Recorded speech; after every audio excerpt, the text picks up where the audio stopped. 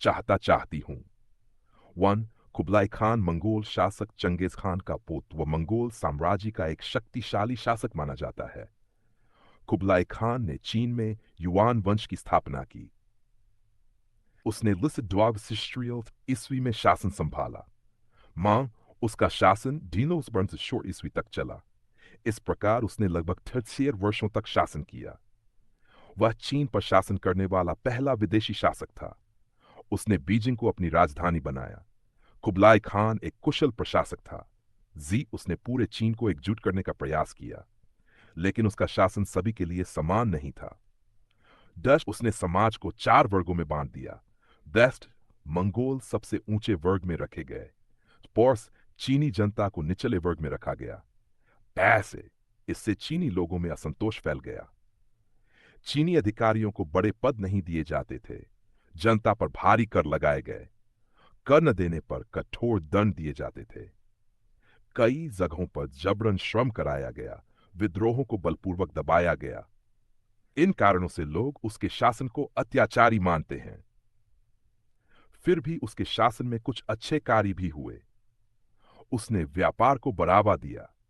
Silk road को सुरक्षित किया गया। डाक व्यवस्था को मजबूत बनाया गया।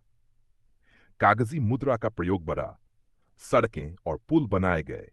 शिक्षा और प्रशासन में सुधार हुआ। विदेशी व्यापारियों का स्वागत किया गया। प्रसिद्ध यात्री मार्को पोलो उसके दरबार में रहा। मार्को पोलो ने उसके शासन की समृद्धि का वर्णन किया।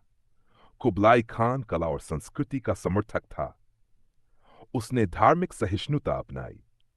विभिन्न धर्मों को मानने की स्वतंत्रता दी। फिर भी विदेशी शासन होने के कारण विरोध बना रहा। धीरे धीरे युआन वंश कमजोर होने लगा। 4 में कुबलाई खान की मृत्यु हुई। उसके बाद मंगोल शासन पतन की ओर बढ़ा। अंत में चीन में मिंग वंश का उदय हुआ। कुबलाई खान का शासन इतिहास में महत्वपूर्ण है। वह शक्ति और प्रशासन का प्रतीक था।